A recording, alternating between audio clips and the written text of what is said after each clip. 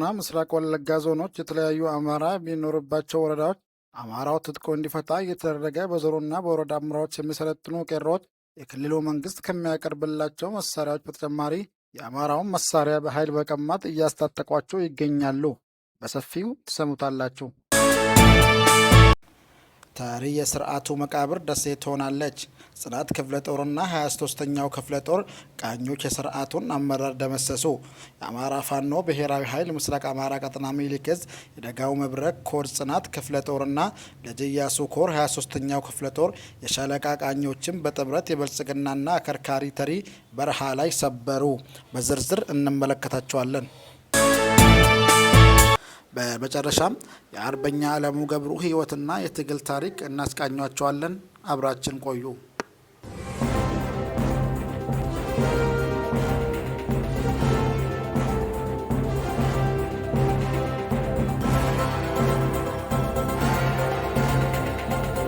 ሆሮ ጉዱሩና ምስራቅ ወለጋ ዞኖች የተለያዩ አማራ የሚኖርባቸው ወረዳዎች አማራው ትጥቆ እንዲፈታ እየተደረገ በዞኑና በወረዳ አመራሮች ለሚሰለጥኑ ቄሮዎች የክልሉ መንግስት ከሚያቀርብላቸው መሳሪያዎች በተጨማሪም የአማራውን መሳሪያ በኃይል በመቀማት እያስታጠቋቸው ይገኛሉ።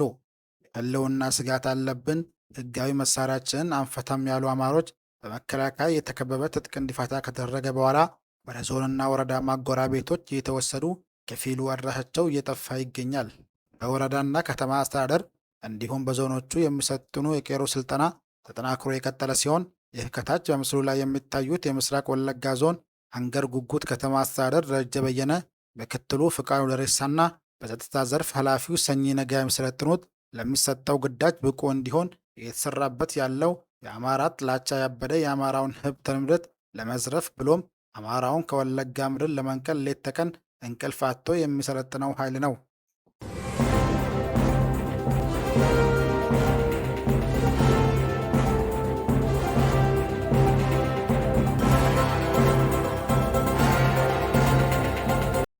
ተሪ የስርዓቱ መቃብር ደሴ ትሆናለች።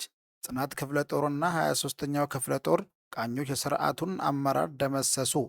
የአማራ ፋኖ ብሔራዊ ኃይል ምስራቅ አማራ ቀጠና ሚኒሊክ ዕዝ የደጋው መብረቅ ኮር ጽናት ክፍለ ጦርና ልጅ ኢያሱ ኮር 23ኛው ክፍለ ጦር የሻለቃ ቃኞችን በጥምረት የብልጽግናና አከርካሪ ተሪ በረሃ ላይ ሰበሩ። በፓትሮል 4 መከላከያ አመራሮች ሲንቀሳቀሱ በአራቱም አመራሮች ላይ በተወሰደው እርምጃ ተደምስሰዋል። የሚፈረጥጡበትም ፓትሮልም እንዳለቆቹ እርምጃ ተወስዶበታል። ህዳር 6 2018 ዓ.ም ከደላንታና ከተንታ ወረዳ መነሻውን አድርጎ ሲንቀሳቀሱ በነበረው የፋሽቱ ሰራዊት ላይ ፋኖዎች በወሰዱት ጠንካራ ኦፕሬሽን ሞትና ቁስለኛ ያደረጉት። ከአራቱም ከፍተኛ አመራሮች በተጨማሪም በርካታ የስርዓቱ ወታደሮች የተሪ ጅብ እራት ተደርገዋል። ከተማንና ህዝቡን ምሽግ በማድረግ ሲማግጡ የነበረው የፋሽስቱ ሰራዊት ጭር ባለው የተሪ በረሃ ተቀጥቅጧል። ራሱን ብልጽግና እያለ የሚጠራው ጠፍጫፊ ስርዓት በአራቱም አቅጣጫ በቆፈረው ምሽግ እየተቀበረ ይገኛል። ቆሎ ለናፈቀው ህዝብ የድሮን ቦምብ የሚያዘንበው ስርዓቱ ቃጠሎ ቤት ላይ ዘላ እንደገባች እንቁራሪት ጣረሞት ላይ የሚገኘው የመድፍም ሆነ የድሮን እጅብ የፍርሃቱና የሞትን መላእክት ሊያስተዋጉሉለት አልተቻላቸውም።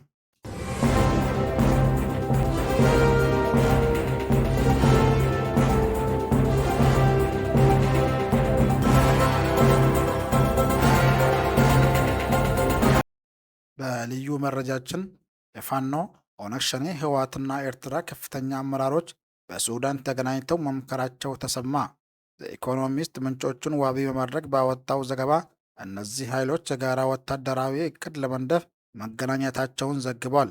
የውጭ ጉዳይ ሚኒስትር ዶክተር ጌዲዮን ጢሞቴዎስ ከትናንትናው በስቲያ ሻዕቢያ ለውስጥ ኃይሎች ጥይት እያቀበለ ነው ሲሉ መሳቸው ይታወሳል። ይህ የዘኢኮኖሚስት ዘገባ ሻዕቢያ በኢትዮጵያ ውስጥ ጉዳይ ተሳታፊ መሆኑን የሚያሳይ ነው ብሏል።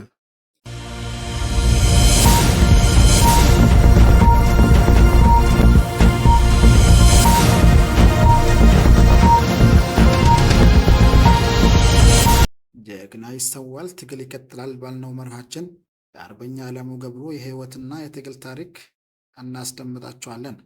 የአማራ ፋኖ ብሔራዊ ኃይል ምስራቅ አማራ ቀጠና ሚኒሊክ ዕዝ የምስራቅ አማራ ኮር 2 ወታደራዊ ዋና አዛዥ አርበኛ አለሙ ገብሩ የትውልድ ቦታው ራያ ቆቦ ዞብል ሲሆን አርበኛ አለሙ ገብሩ እንደ ማንኛውም የአማራ ልጅ ቤተሰቡን በተለያየ ሥራ እያገዘ ያደገና በኋላም ለወግ ለማዕረግ በቅቶ አግብቶ የወለደና የሁለት ልጆች አባት የነበረ ሲሆን አርበኛ ዓለሙ ገብሩ እንደ ሌሎች ጓዶቹ ሁሉ ኑሮን ለማሸነፍና የተሻለ ደረጃ ለማድረስ ወደ አረብ ሀገር ሳዑዲ አረቢያ በመሄድ ሰርቶ ያለፈለትና ወደ ሀገሩ ተመልሶ ትዳሩን እየመራ የነበረ ጀግና ነበር።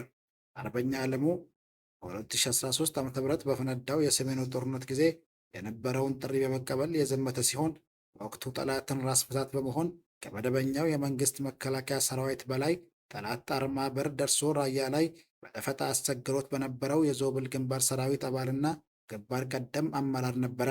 በራያ ዞብል ግንባር ከነበረው የቀድሞ ምስራቅ አማራ ፋኖ ክንፍ ጎን ለጎን የታገለ የነበረው ግዙፍ የወገን ኃይል ህዝባዊ ሰራዊት ግንባር ቀደም አመራር በመሆን በሽምቅ ውጊያ ጠላትን እስከ ራያ አላማጣ ዘልቀው በመግባት ራስ ምታት በመሆን ለተጎናጸፈው ትልቅ ድል ጉልህ ሚና ተጫውተዋል። ከ2013 ዓ.ም ድል በኋላ አርበኛ ዓለሙ ገብሩና ጓዶቹ ሲመሩት የነበረው ህዝባዊ ሰራዊት ቆቦ ከተማ ላይ የቀድሞውን ምስራቅ አማራ ፋኖ የተቀላቀለ ሲሆን በወቅቱ ብርጋዴር የነበረውን ዞብል አምባ ብርጌድ ምክትል አዛዥና የአመራር አባል ሆኖም ታሪካዊ የበላጎ ምሽግ ደምስሷል። ከበላጎ ታሪካዊ ድል በኋላም የምስራቅ አማራ ፋኖ ጦር ሰፈር ወደ ነበረበት ራያ ቆቦና አካባቢ በመመለስ አይቀሬው የህልውና የትጥቅ ትግል ከፍተኛ ዝግጅት ይደረግ ስለነበር ምስራቅ አማራ ፋኖ የአገዛዙን ሽማምንቶችና ከፍተኛ የመከላከያ ጀነራሎች እንዲሁም የሃይማኖት አባቶች፣ የሀገር ሽማግሌዎችና ተጽዕኖ ፈጣሪዎች ግለሰቦች በተገኙበት ታላቅ ተሐድሶ አድርጎ ጸረ ወያኔ ትግሉ እንደመደበ። በመቀጠልም አርበኛ ዓለሙ ገብሩ የህልውና ትጥቅ ትግሉን አርበኛ ኮማንዶ ሻምበል ዳንኤል ዓለሙ ሚያዝያ 1 2015 ዓ.ም የህይወት መስዋዕትነትን በመክፈል ችቦ ለክሶ ካስጀመረበት ዕለት ጀምሮ ሰራዊቱን ዳግም በማሰባሰብ በማደራጀትና በማስታጠቅ ብሎም በመምራት በራያ በየጁ፣ በላስታ፣ በአምበላስና ሌሎች የቤተ አማራ ቀጠናዎች ብርድና ሐሩር፣ ረሃብና ጥማቱ ደጋውና ቆላው ሳይበግረው ደከመኝ ሰለቸኝ ሳይል በህልውና ትግሉ ከፍተኛ የሚባል አስተዋጽኦ አበርክተዋል። አርበኛ ዓለሙ ገብሩ በወቅቱ ምስራቅ አማራ ፋኖ በጠላትና በውስጥ ባንዳዎች ገጥሞት የነበረውን የመበተን አደጋ በመቋቋምና እናት ሆና ሌሎች አሃዶችን ዳግም እስከ መውለድና እስከ ማደራጀት ብሎም ለዛሬ እስከ ማብቃት የደረሰውን ዞብል አምባ ክፍለ ጦር አንደኛ ሻለቃ እየመራ በኋላም ክፍለ ጦሩን በመምራት በታሪክ የተመዘገበ ደማቅ ገድል ፈጽመዋል። አርበኛ ዓለሙ ገብሩ ዞብል አምባ ክፍለ ጦርን እየመራ ትግሉን ትልቅ ደረጃ ካደረሱ ጀግና የአማራ ህዝብ የቁርጥ ቀን ልጆች ተርታ የተሰለፈ ሲሆን ሚኒልክ ዕዝ አደራጀቱን አዘምዶ ወደ ኮር አደረጃጀት ሲሻገር የምስራቅ አማራ ኮር 2 ወታደራዊ ዋና አዛዥ ሆኖ ትግሉን ከዛሬ በማድረስ የሚጠበቅበትን ተወጥቶ አልፏል። በመጨረሻም አርበኛ ዓለሙ ገብሩ ሚኒልክ ዕዝ ባወጀውና ከመስከረም 14 እስከ 30 2018 ዓ.ም በቆየው በዘመቻ አርበኛ አደም አሊ ወይም አባናደው ምስራቅ አማራ ኮር 2ን የመራ በርካታ ወታደራዊና ፖለቲካዊ ብሎም ዲፕሎማሲያዊ ድሎችን ተጎናጽፎ ከዘመቻው መገባደድ ማግስት የጠላትን ከባድ የማጥቃት ዘመቻ በመከት ተኩለሽ ግንባር ከቆቦ ከተማ ቅርብ ርቀት ልዩ ስሙ ጠበለት የተባለ ቦታ ላይ ጥቅምት 7 2018 ዓ.ም በክብር መስዋዕትነትን ተቀብሏል። በመጨረሻም እኛ የትግል ጓዶቹ አርበኛው ጓዳችን መስዋዕትነትን የከፈለበትን ዓላማ ከግብ እናደርሳለን፣ የህዝባችን ህልውና እናረጋግጣለን ሲሉ የትግል ጓዶቹ ከትግል ሜዳ ሐሳባቸውን ሰንዝረዋል።